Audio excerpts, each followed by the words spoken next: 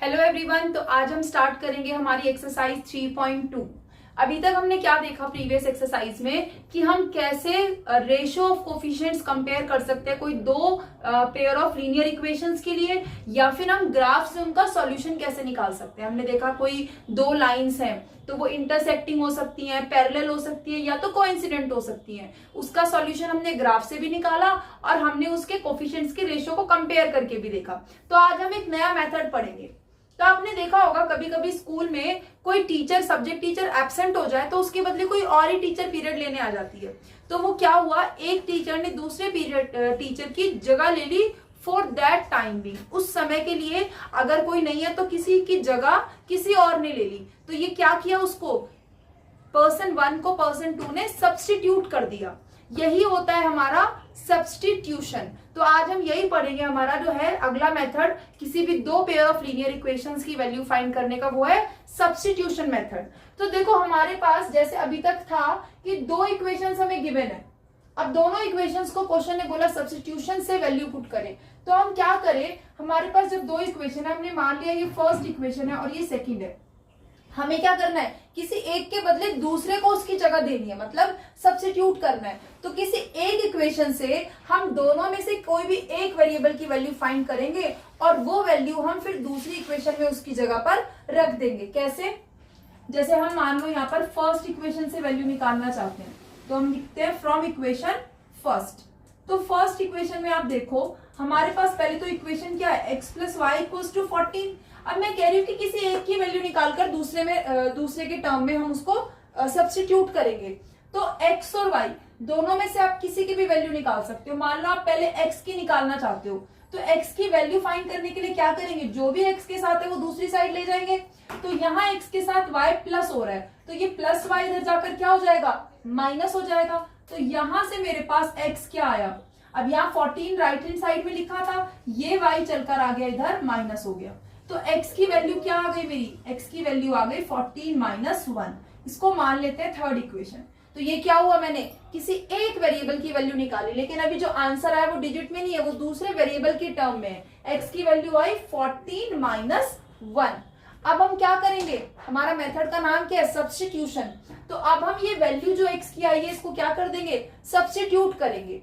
ये first equation से निकाली थी हमने, तो फर्स्ट में तो नहीं रखेंगे, तो अब हम इसको किस में रखेंगे, सेकंड में। तो हम क्या करते हैं, अब सेकंड और थर्ड इक्वेशन से, या हम इस थर्ड की वैल्यू जो थर्ड इक्वेशन में x की वैल्यू आई है उसको सेकंड में रखेंगे।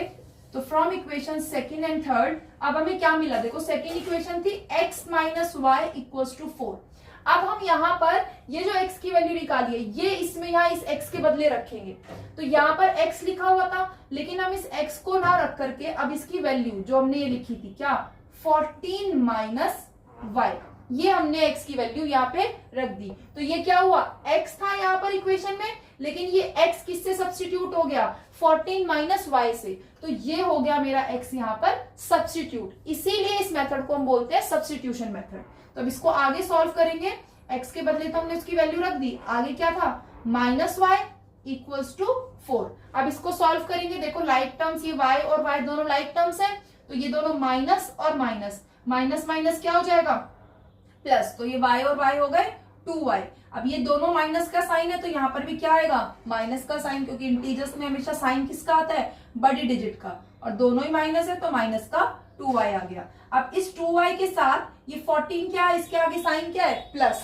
साइन हमेशा नंबर के आगे होता है। ऐसे कंफ्यूज रहते हैं कई बार बच्चे कि एक माइनस देख लिया कि 14 के बाद माइनस है, लेकिन वो जो बाद में है वो किसका है, वो इसका माइनस है। साइन हमेशा किसी भी नंबर का उसके आगे। तो ये 14 प्लस है, इधर आकर क्या हो जाएगा, माइनस। तो यहाँ माइनस 2y बचा और ये 4 में से 14 आ गया, माइनस हो गया। तो हमारे पास क्या बचेगा, यहाँ से हमारे पास बचा minus 2y equals to 4 minus 14, plus minus minus, और 14 में से 4 गया, बचा 10। बड़ी डिजिट माइनस की इसलिए कैसा 10 आया, माइनस का। अब y के साथ ये -2 क्या हो रहा है, मल्टीप्लाई। अगेन कंफ्यूज नहीं होना कि इन दोनों के बीच में कोई साइन नहीं है तो मतलब मल्टीप्लाई होगा, लेकिन आप ये मत देखना कि इस 2 के आगे माइनस है तो ये माइनस हो रहा है। तो ये माइनस का प्लस नहीं होगा, क्योंकि माइनस तो इसका साइन है, इस कोफिशिएंट का, y का कोफिशिएंट है -2, और वो मल्टीप्लाई हो रहा है तो वो दूसरी साइड जाकर क्या हो जाएगा, डिवाइड। तो यहाँ बचा माइनस y ओनली, और यहाँ पर -10 था और ये -2 आकर क्या हो गया, डिवाइड, तो ये 2 से कैंसिल हो गया, 2 1 जा 2 5 जा, और माइनस से माइनस कट गया क्योंकि माइनस माइनस क्या हो गया प्लस, तो मेरे पास y कितना आ गया 5, मतलब y तो आ गया मेरे पास 5, एक वेरिएबल आ गया। अब हमने इसी वेरिएबल को जो निकाला था यहाँ पर देखो थर्ड इक्वेशन में x की वैल्यू निकाली थी y के टर्म में, तो जब y की वैल्यू आ गई अब इसको हम वापस से इस थर्ड इक्वेशन में रख के जो दूसरा वेरिएबल बचा x उसकी भी वैल्यू निकाल सकते हैं। तो आप देख रहे हो इसमें हमें ग्राफ की जरूरत ही नहीं है, हम डायरेक्ट ऐसे निकाल सकते हैं value. So now put this y in equation third, तो थर्ड इक्वेशन क्या हो जाएगी मेरी, x इज इक्वल्स टू क्या था 14 माइनस y, और y हमने क्या लिखा 5, तो यहाँ y के बदले मैंने क्या रख दिया 5, तो x मेरा कितना हो जाएगा, x विल बी 9। तो ये आ गई मेरे दोनों वेरिएबल्स की वैल्यू, x की वैल्यू आ गई 9 और y की वैल्यू 5, तो हम लिख देंगे hence x is equals to 9 and y is equals to 5 is our answer. तो ये था मेरा फर्स्ट पार्ट। अब ऐसे ही करेंगे हमारा सेकेंड पार्ट। सेकेंड पार्ट में हम देखते हैं अब हमारे पास जो इक्वेशन है उसमें जो वेरिएबल है वो क्या है s और t है, तो हम क्या करेंगे वापस वही, एक इक्वेशन 1 हो गई और एक इक्वेशन 2 हो गई। अब हमें करना है सब्स्टिट्यूट, तो किसी एक इक्वेशन से एक वेरिएबल की वैल्यू को फाइंड करेंगे। मान लो मैं फर्स्ट इक्वेशन से निकाल रही हूं, सो फ्रॉम इक्वेशन फर्स्ट क्या मिला मुझे यहां से, ये s minus t equals to 3, ये थी मेरी फर्स्ट इक्वेशन। अब यहां से मान लो मैं s की वैल्यू निकालना चाहती हूँ, तो s के साथ देखो ये t माइनस हो रहा है तो ये इधर आकर क्या हो जाएगा प्लस हो जाएगा, तो यहां से मुझे s क्या मिल जाएगा, यहाँ 3 था पहले से, t आकर प्लस हो गया, तो x की वैल्यू आ गई मेरी दूसरे वेरिएबल यानी t की टर्म में। तो ये s की वैल्यू इसको मान लेते हैं इक्वेशन थर्ड। अब ये फर्स्ट से निकाली है तो इस वैल्यू को मैं किस में रखूंगी, सेकेंड में रखूंगी। So from equation second and third अब मुझे क्या मिलेगा, सेकेंड इक्वेशन थी क्या s upon 3 plus t upon 2 equals to 6। अब यहाँ इस s के बदले मुझे क्या रखना है, ये जो वैल्यू इसकी, यानी कि इसको सब्स्टिट्यूट करना है। तो ये क्या हो जाएगा s 3 प्लस t और अपॉन में क्या था 3 प्लस में क्या था t अपॉन 2 इक्वल्स टू 6। अब देखो ये भी t वाली टर्म है मेरी, ये भी t वाली टर्म है, लेकिन दोनों ये अपॉन में इनके कुछ नंबर्स हैं, तो ये रेशनल्स की फॉर्म में, तो जब p अपॉन 2 की फॉर्म में नंबर्स हैं तो प्लस करने के लिए क्या लेना पड़ेगा, इनका एलसीएम लेना पड़ेगा, और 3 और 2 का एलसीएम क्या आएगा 6, 3 2 जा 6। तो अब क्या हुआ, 3 में मैंने 3 को भी 6 बना दिया और 2 को भी 6, और दोनों को इकट्ठे लिख लिया। तो 3 में क्या मल्टीप्लाई करें कि 6 हो जाए 2, तो ऊपर न्यूमरेटर में भी मुझे ये 2 मल्टीप्लाई करना होगा, और न्यूमरेटर क्या था 3 प्लस टी। अब यहाँ पर ध्यान रखना है कि ये मेरे दो टर्म्स है, एक से ज्यादा टर्म जब है कुछ मल्टीप्लाई कर रहे हैं तो वो खाली 3 में नहीं हो रहा, खाली t में नहीं हो रहा, इस पूरे न्यूमरेटर में 2 मल्टीप्लाई होगा जब नीचे 2 मल्टीप्लाई हुआ है। तो जब पूरे में मल्टीप्लाई हो रहा है, एक से ज्यादा टर्म है, तो हमेशा ब्रैकेट लगाएंगे, उसके बाद बीच में क्या है प्लस। अब इधर 2 में क्या मल्टीप्लाई करेंगे, 6 हुआ था 3, तो 3 को ऊपर t में मल्टीप्लाई किया 3t, और इक्वल्स टू में क्या था मेरा 6। अब ये पूरी मेरी इक्वेशन न्यूमरेटर अपॉन डेनोमिनेटर में हो गई। न्यूमरेटर को सॉल्व कर लेते हैं, और ये जो डेनोमिनेटर है ये इस पूरे के साथ डिवाइड हो रहा है, किसी एक टर्म के साथ तो नहीं है। तो जब कोई चीज पूरे के साथ डिवाइड हो रही है तो वो दूसरी साइड जाकर क्या हो जाएगी मल्टीप्लाई। तो यहाँ पर ये जो 6 है वो आकर के इधर इस 6 से मल्टीप्लाई हो गया, और ये न्यूमरेटर में देखो ब्रैकेट है, तो पहले ब्रैकेट सॉल्व करेंगे। ये 2 इंटू 3, 2 3 जा 6, फिर प्लस 2 इंटू टी 2t, क्योंकि जो भी बाहर है वो अंदर जितनी भी टर्म है उन सब में मल्टीप्लाई होगा एक एक करके, सिर्फ फर्स्ट टर्म में मल्टीप्लाई नहीं होगा। फिर आगे क्या था ब्रैकेट के बाद प्लस में 3t। अब इसमें लाइक टर्म्स दिख रही है हमें, t वाली टर्म, ये भी t वाली टर्म है और ये भी t वाली टर्म है, तो ये दोनों सेम टर्म्स आपस में प्लस हो सकती है। तो ये प्लस प्लस प्लस और 2 और 3 कितना हो गया 5t, तो ये आ गया मेरा 6 प्लस 5t, और यहाँ क्या था 6 6 जा 36। अब ये 6 क्या हो रहा है यहाँ पर प्लस, तो प्लस का उल्टा इधर आकर क्या हो जाएगा माइनस, तो यहां से मेरा 5t क्या आ जाएगा 36 माइनस 6, यानी कि 30 आ गया। अब यहाँ पर 5t 30 के इक्वल है, और 5 क्या हो रहा है यहाँ इसके साथ मल्टीप्लाई, तो ये दूसरी साइड जाकर क्या हो जाएगा यहाँ से डिवाइड। तो इसको अब मैं डिवाइड करूंगी, 5 1 जा 5, 5 6 जा 30, तो यहां से मुझे क्या मिला t की वैल्यू आ गई मेरी 6, एक वेरिएबल आ गया। अब ये जो वेरिएबल आया मेरा t6, ये देखो टी के टर्म में मैंने यहाँ पर एस की वैल्यू जो सब्स्टिट्यूट की थी, अगर यहाँ पर टी की वैल्यू रख दूं तो अब एस भी आ जाएगा। तो अब हम इस वैल्यू को क्या करेंगे, वापस से पुट करेंगे किसमें, put t is equals to 6 in this equation third, in equation third. तो अब यहां से जैसे इसको रखेंगे तो एस क्या था 3 प्लस टी, और टी क्या है मेरा 3 प्लस 6, यानी एस कितना आ गया मेरा यहां से 9 आ गया। तो ये है मेरा एस और टी की वैल्यूज। तो अब लास्ट में लिख देंगे हेंस जो वेरिएबल्स हमें निकालने थे सॉल्यूशन वो क्या आ गए, एस 9 आ गया और टी मेरा आ गया 6। तो ये थे मेरे आंसर। ये हुआ मेरा सेकेंड पार्ट। अब आगे के पार्ट देखते हैं। थर्ड पार्ट में आप देखो हमारे पास जो इक्वेशंस है उनके वेरिएबल है एक्स और वाई। तो हम मान लेते हैं एक इक्वेशन है 1 और एक है हमारी 2। अब अगेन किसी एक इक्वेशन से वैल्यू निकालकर हम दूसरे में रखेंगे। तो मान लो हम पहले फर्स्ट से रख रहे हैं फ्रॉम इक्वेशन 1, तो ये क्या हो जाएगा 3x minus y equals to 3। अब यहाँ पर देखो किसी एक की वैल्यू निकालनी है, 3x की निकाल लो या y की निकाल लो। हमें दिख रहा है y का कोफिशिएंट 1 है, तो डिनोमिनेटर में कुछ भी नहीं आएगा अगर y की वैल्यू निकालेंगे। तो y की वैल्यू निकाल लेते हैं। y माइनस हो रहा है, इधर आकर क्या हो जाएगा प्लस, और ये 3 प्लस है, इधर आकर क्या हो जाएगा माइनस। तो यहां से ये 3x माइनस 3 और इक्वल्स टू में क्या हो जाएगा y। तो ये हमारी हो गई, इसको चाहे ऐसे लिख सकते हो, लेफ्ट हैंड साइड इक्वल है राइट हैंड साइड के और राइट हैंड साइड है लेफ्ट के इक्वल, एक ही बात है। तो यहां से हमारी जो y की वैल्यू आ गई वो आ गई 3x माइनस 3। इसको मान लेते हैं इक्वेशन थर्ड। अब इस वैल्यू को करेंगे सब्स्टिट्यूट हमारी सेकेंड इक्वेशन में। So now from equation second and third, तो अब हम क्या करेंगे, सेकेंड इक्वेशन थी 9x minus 3y equals to 9। यहां पर जो y है उसके बदले हम ये वैल्यू रखेंगे, तो ये हो जाएगा 9 इंटू एक्स माइनस ये है 3 इंटू वाई। अब y क्या है 3x माइनस 3, एक टर्म थोड़ी ना, एक से ज्यादा टर्म है, और जब एक से ज्यादा टर्म है तो क्या लगाएंगे ब्रैकेट, और इक्वल्स टू में है 9। तो अब इसका पहले ब्रैकेट खोलेंगे, ये 9x माइनस ब्रैकेट के बाहर 3 है, तो 3 अंदर जितनी भी टर्म है उन सब में मल्टीप्लाई होगा। पहले 3 मल्टीप्लाई हुआ, 3 3 9 और साथ में x, ये माइनस का 3 था ये प्लस था, तो माइनस प्लस क्या हो गया माइनस। अब ये 3 सेकेंड टर्म में मल्टीप्लाई होगा, 3 3 9, ये माइनस था लेकिन अंदर भी माइनस था, तो माइनस माइनस क्या हो गया प्लस। अक्सर बच्चे मल्टीप्लाई करते समय जब ब्रैकेट खोलते हैं तो फर्स्ट टर्म के साथ तो साइन मल्टीप्लाई कर देते हैं, लेकिन सेकेंड टर्म में रह जाता है, वहीं पर गलती हो जाती है। तो ये छोटी छोटी चीजों का कैलकुलेशन में हमें ध्यान रखना है। अब इसमें हम लाइक टर्म्स और अनलाइक टर्म्स देखते हैं। ये देखो ये x और x वाली टर्म है, 9x minus 9x plus minus minus, और 9x में से 9x गया क्या हो गया 0। तो यहां से आप देख रहे हो वेरिएबल ही गायब हो गया। हमें क्या मिला 9 इक्वल्स टू 9।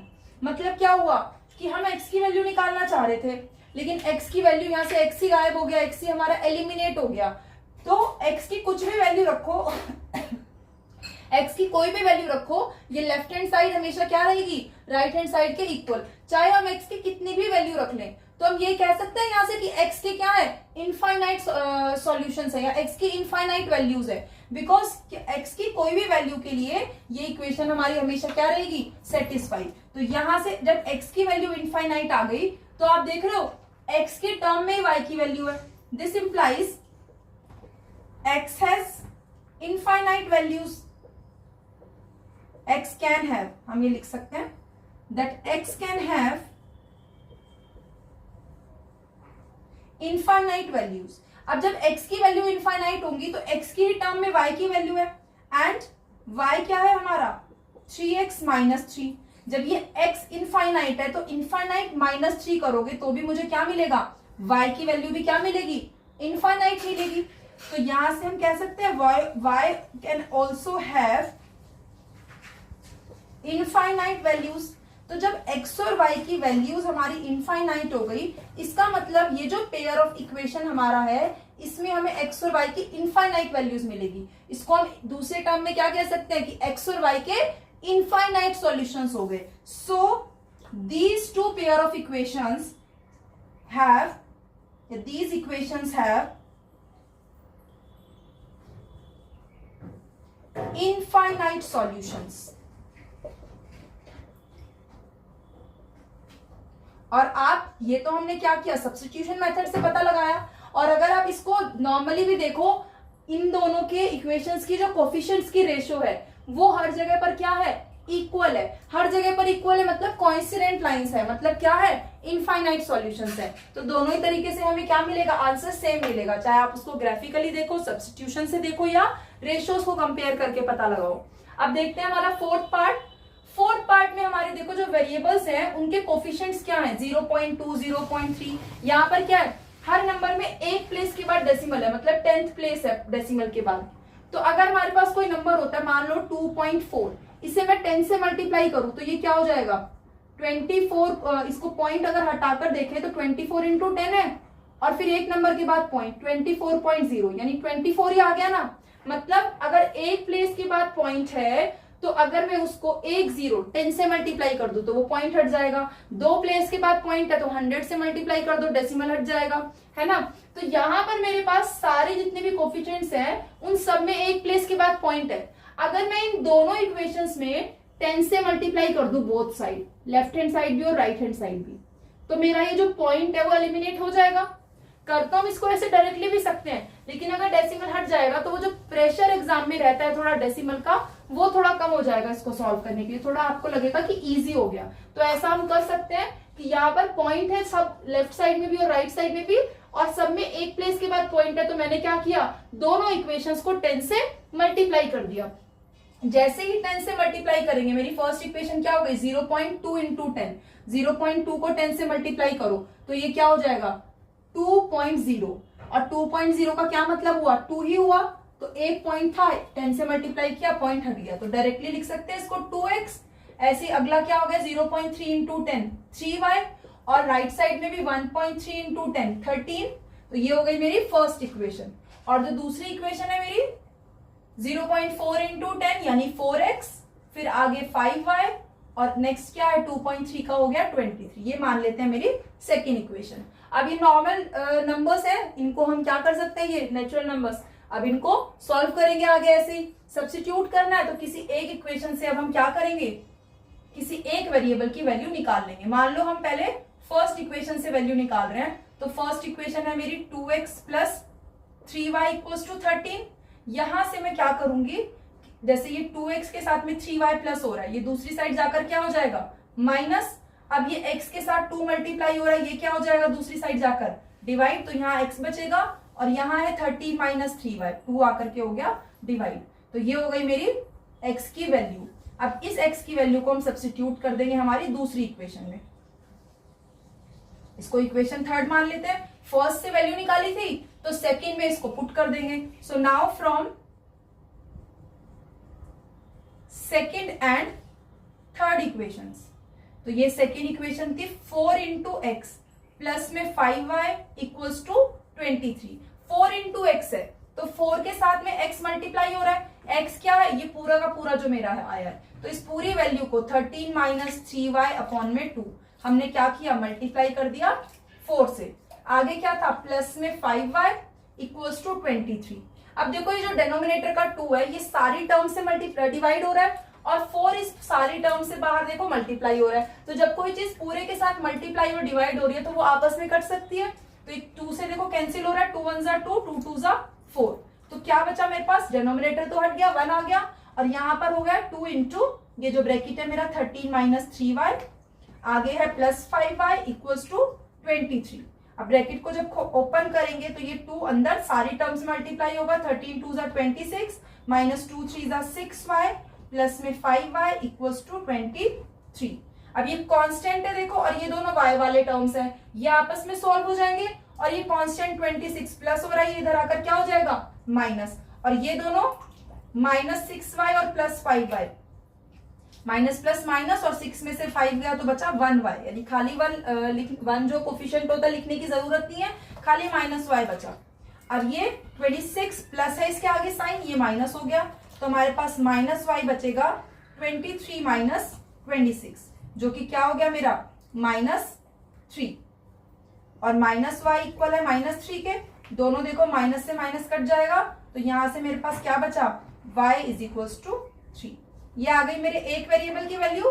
अब ये जो थर्ड इक्वेशन थी इसमें हमने x की वैल्यू y के टर्म में रखी हुई है, ये y की वैल्यू अब हम यहाँ रख देंगे, और x की भी वैल्यू आ जाएगी। So now put this y is equals to 3 in equation third. तो अब क्या हो जाएगा मेरा, थर्ड इक्वेशन है x इज इक्वल्स टू ये 13 माइनस 3y अपॉन में 2, और हमें वैल्यू क्या रखनी है y की 3। तो ये हो जाएगा मेरा x is equals to 13 minus 3y यानी 3 इंटू 3 अपॉन 2। तो ये हो गया मेरा x is equals to 13 minus 3 3 जा 9 अपॉन में 2, और 13 में से 9 गया कितना बचेगा 4 अपॉन 2। ये 2 से कैंसिल हो रहा है, 2 1 जा 2, 2 2 जा 4, तो x कितना आ गया मेरा 2।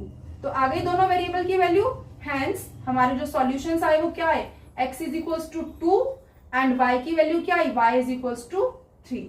तो ये था मेरा फोर्थ पार्ट, ये हो गया मेरे थर्ड और फोर्थ पार्ट। अब देखते हैं आगे लास्ट दो पार्ट्स। सो फिफ्थ पार्ट में हमारी जो इक्वेशंस है √2x plus √3y equals to 0 और √3x minus √8y equals to 0। तो हम क्या करेंगे, पहले तो एक इक्वेशन 1 और एक 2 मान लेते हैं। अब हम किसी एक इक्वेशन से वैल्यू निकालकर दूसरे में पुट करेंगे। तो मान लो हम फर्स्ट इक्वेशन से निकाल रहे हैं, फ्रॉम इक्वेशन 1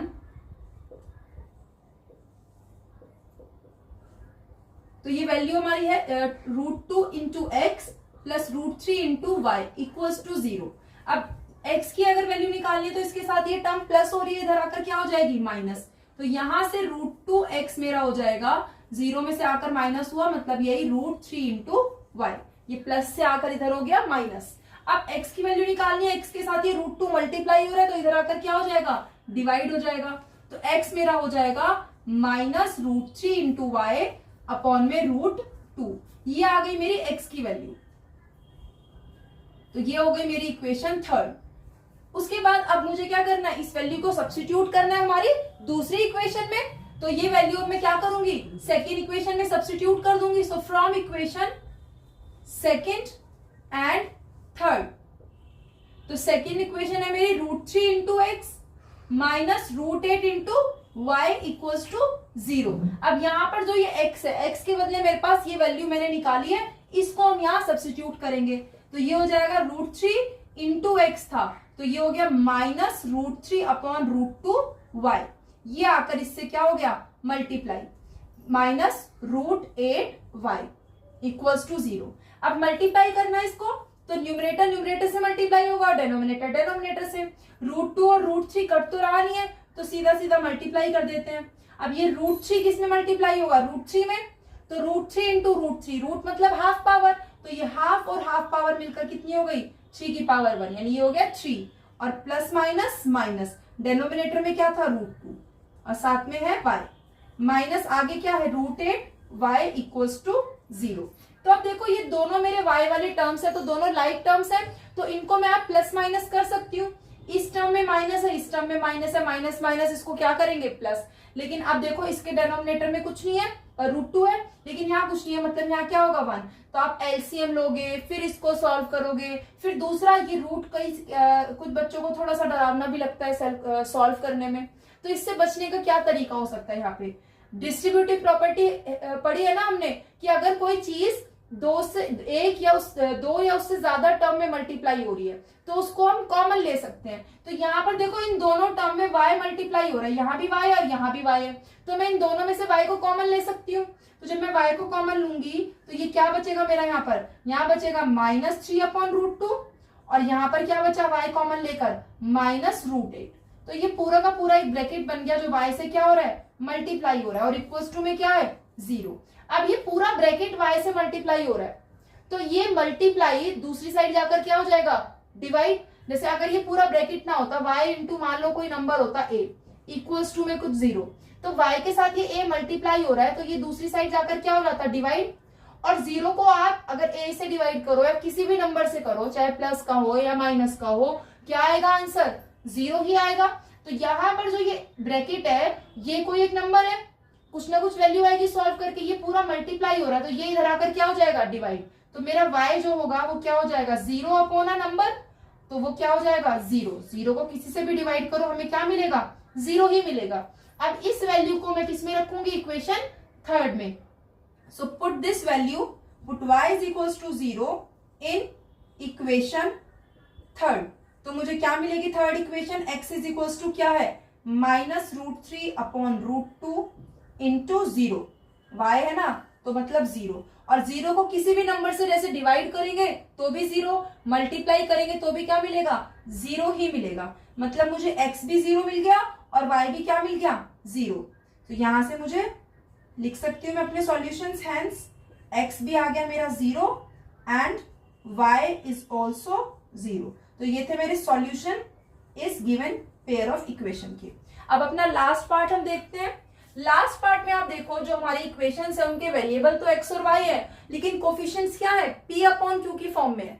तो p/q की फॉर्म में मतलब हमें प्लेस पर जगह जगह जब भी स्टेप आएंगे हर बार एलसीएम लेना, डेनोमिनेटर सेम करना, बार बार ये करना होगा।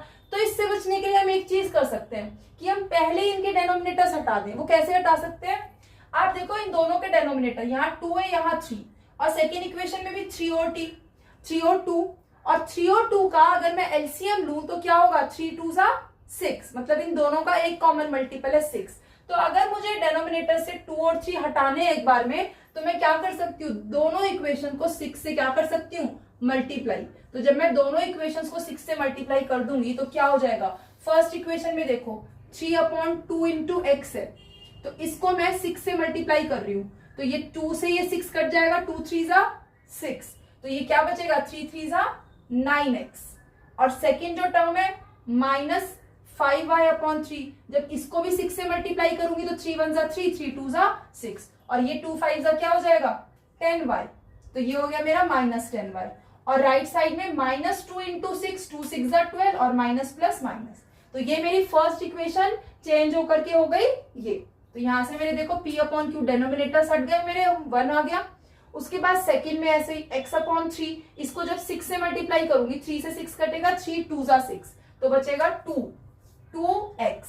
फिर आगे प्लस, ऐसे इसको जब 6 से मल्टीप्लाई करूंगी तो 2 1 2, और 2 3 6, और 3 इंटू y, तो ये हो गया 3y। और राइट साइड में आप देखो 13/6 को जब 6 से मल्टीप्लाई किया तो 6 1 6 कट गया, क्या बचा खाली 13। ये हो गई मेरी सेकेंड इक्वेशन। तो अब मेरे पास दोनों इक्वेशंस जो आई उनके कोफिशिएंट्स आ गए मेरे, नॉर्मल नेचुरल नंबर्स या इंटीजर्स कह सकते हो आप। तो अब इसको हम सॉल्व कर लेंगे। तो एक वेरिएबल की वैल्यू किसी एक इक्वेशन से अब निकाल लेते हैं। सो नाउ फर्स्ट इक्वेशन से ही निकाल लेते हैं, फ्रॉम इक्वेशन फर्स्ट इक्वेशन है क्या मेरी, 9x - 10y = -12। अब मान लो मुझे x की वैल्यू निकालनी है, तो x के साथ ये जो 10y है ये माइनस हो रहा है, इधर आकर हो जाएगा प्लस, तो 9x हो जाएगा मेरा -12 प्लस 10y। अब x के साथ 9 मल्टीप्लाई हो रहा है तो ये इधर आकर क्या हो जाएगा, डिवाइड। सो -10 प्लस 10y, और 9 आकर हो गया डिवाइड। तो ये आ गई मेरी x की value in terms of y। इसको मान लेते हैं इक्वेशन थर्ड। ये फर्स्ट से वैल्यू निकाली है x की, तो सब्स्टिट्यूट किस में करेंगे, सेकंड में कर देंगे। सो from equation second and third, second equation थी 2x प्लस 3y = 13। तो अब यहां पर जो ये 2 इंटू एक्स है, यहाँ 2 इंटू एक्स क्या हो जाएगा मेरा, -12 प्लस 10y अपॉन में 9, और आगे क्या था, प्लस 3y = 13। अब देखो 2 से ही 9 कुछ कैंसिल तो हो नहीं रहा, तो हम इसको ब्रैकेट को ओपन कर दें, तो ये न्यूमरेटर जो है ये ऊपर पूरा ब्रैकेट में मल्टीप्लाई हो जाएगा। तो ये क्या हो जाएगा, ब्रैकेट खोलने के बाद 2 12 में भी मल्टीप्लाई होगा और 10 में भी, तो 12 2 24, लेकिन ये प्लस है और ये माइनस, तो प्लस माइनस क्या हो गया, माइनस। आगे 2 10 20, और प्लस था साथ में 20y, डेनोमिनेटर में क्या है 9, आगे है प्लस 3y = 13। अब देखो ये पूरी y वाली टर्म है मेरी, और ये भी y वाली टर्म है, दोनों को प्लस करना है, तो दोनों क्या है, ये p/q की फॉर्म में है, इसके नीचे कुछ नहीं है तो 1, तो दोनों को सॉल्व करने के लिए इनका क्या लेना पड़ेगा, एलसीएम लेना पड़ेगा। तो यहां से मेरा क्या हो जाएगा, इनका एलसीएम 9 और 1 का एलसीएम आएगा 9। अब 9 को किससे मल्टीप्लाई करेगी, 9 रही, यहाँ तो सेम ही है, तो यानी इसका जो डेनोमिनेटर है वो चेंज नहीं होगा, ये -24 plus 20y as it is. लेकिन यहाँ पर क्या डेनोमिनेटर में 1, और एलसीएम मैंने दोनों का क्या लिख दिया मिलाकर के, यहाँ पर नंबर 9, तो इस 1 में क्या मल्टीप्लाई करेगी, 9 हो जाए 9, तो ऊपर वाले में भी 9 मल्टीप्लाई करोगे, तो ये प्लस 3 9 हो जाएगा 27y = में है 13। अब देखो इस पूरे के डिवाइड में ये 9 है, तो इधर जाकर क्या हो जाएगा मल्टीप्लाई, तो राइट हैंड साइड में तो हो जाएगा 13 इंटू 9, और यहां पर आप देखो अगर न्यूमरेटर में तो ये -24, और ये जो आगे है दोनों टर्म ये y वाली टर्म है 20y और 27y, दोनों प्लस हो रहे हैं तो प्लस प्लस क्या हो जाएगा प्लस, और 20 और 27 हो गए 47y। तो यहां से मेरी जो इक्वेशन आई वो आई -24 प्लस 47y और इक्वल्स टू में 39 का कितना होता है 117।